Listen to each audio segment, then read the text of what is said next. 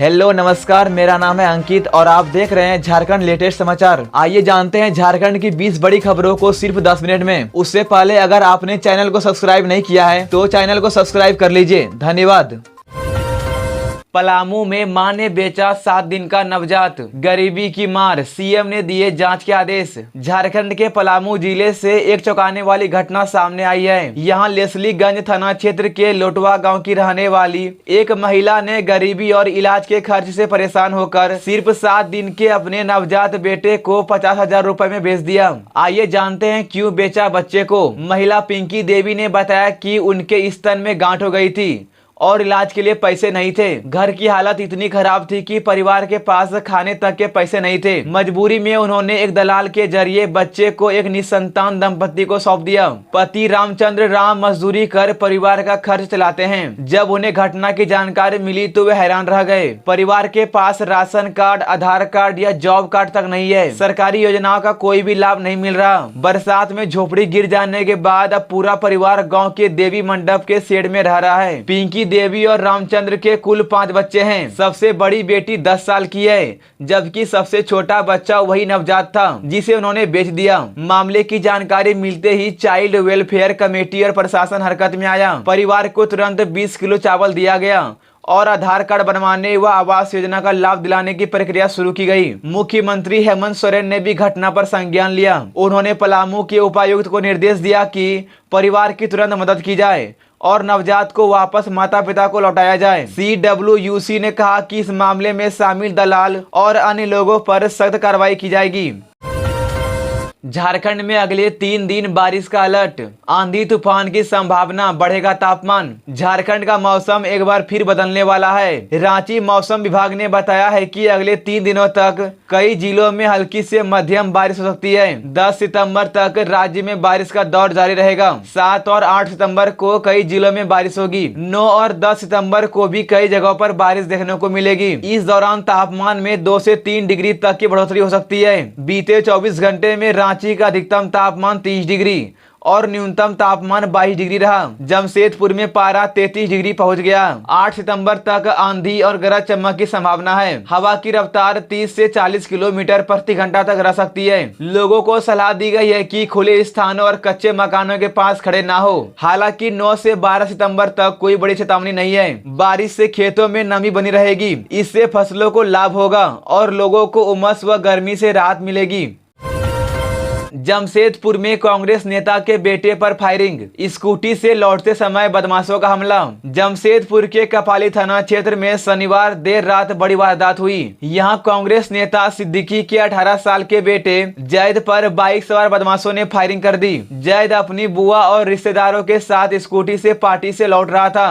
रात करीब 11 बजे जैसे ही वह हैदर फैक्ट्री के पास पहुंचा, अचानक बाइक पर आए बदमाशों ने फायरिंग शुरू कर दी। एक गोली उसकी कमर में लग गई और वह गंभीर रूप से घायल हो गया। परिवार और स्थानीय लोग तुरंत उसे TMH अस्पताल लेकर पहुंचे। डॉक्टरों ने बताया कि गोली सफलतापूर्वक निकाल दी गई है और अब उसकी हालत स्थिर है। जैद पढ़ाई के साथ साथ TMH में AC मैकेनिक का काम करता है। पुलिस ने घायल के बयान और जांच के आधार पर इरफान, सूरज, अफरीदी और कैफी बच्चा को आरोपी मानते हुए छापेमारी शुरू की है। शुरुआती जांच में सामने आया है कि हमले की वजह पुरानी रंजिश, रंगदारी या छेड़छाड़ का मामला हो सकता है। घटना के बाद कपाली इलाके में दहशत का माहौल है। रात में बड़ी संख्या में लोग अस्पताल पहुंचे और आरोपियों की गिरफ्तारी की मांग की। कांग्रेस नेता सिद्दीकी और उनके करीबी पूर्व मंत्री बन्ना गुप्ता भी अस्पताल पहुंचे और पुलिस से सख्त कार्रवाई की अपील की। स्थानीय लोगों का कहना है कि कपाली क्षेत्र में लगातार अपराध बढ़ रहे हैं। लोग अब पुलिस से उम्मीद कर रहे हैं कि जल्द से जल्द आरोपियों को पकड़कर कड़ी सजा दिलाई जाए।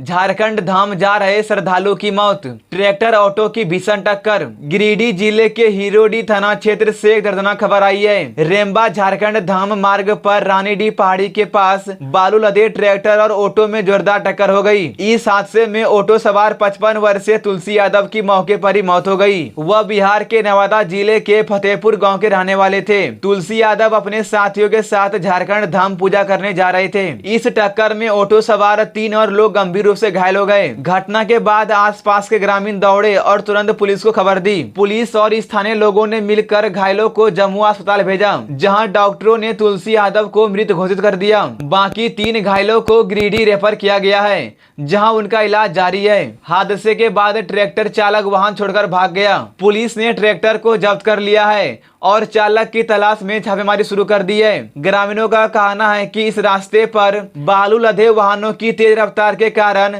अक्सर दुर्घटनाएं होती है, लेकिन प्रशासन इस पर ध्यान नहीं देता। लोगों ने मांग की है कि पुलिस नियमित गश्त बढ़ाए और इन वाहनों पर रोक लगाए।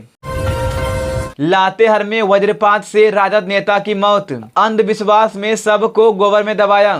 लातेहार जिले के महुआ डांड थाना क्षेत्र से एक चौंकाने वाली खबर सामने आई है। पूर्व राजद प्रखंड अध्यक्ष रामनाथ यादव की वज्रपात की चपेट में आने से मौत हो गई। शनिवार को अचानक बारिश शुरू हुई। रामनाथ यादव अपनी पत्नी और एक चरवाहे के साथ पेड़ के नीचे खड़े थे। इसी दौरान उन पर आकाशीय बिजली गिर गई। तीनों घायल हो गए। ग्रामीणों ने तुरंत उसे अस्पताल पहुंचाया, जहां डॉक्टरों ने रामनाथ यादव को मृत घोषित कर दिया, जबकि उनकी पत्नी और चरवाहा इलाज के बाद खतरे से बाहर है। रामनाथ यादव की मौत की खबर के बाद उनके परिजन एक अंधविश्वास के चक्कर में फंस गए। किसी ने उन्हें बताया कि वज्रपात से मरने वाले को गोबर में दबाने से वो जिंदा हो सकता है। इस पर परिजनों ने सबको अस्पताल से ले जाकर गोबर के ढेर में दबा दिया। लगभग 4 घंटे तक सबको गोबर में रखा गया। जब पुलिस और प्रशासन को इसकी जानकारी मिली तो टीम वहां पहुंची। अधिकारी लगातार परिजनों को समझाते रहे कि यह सिर्फ अंधविश्वास है। आखिरकार घंटों की कोशिश के बाद परिजन राजी हुए और सबको गोबर से बाहर निकाला गया। इसके बाद सबको पोस्टमार्टम के लिए भेजा गया।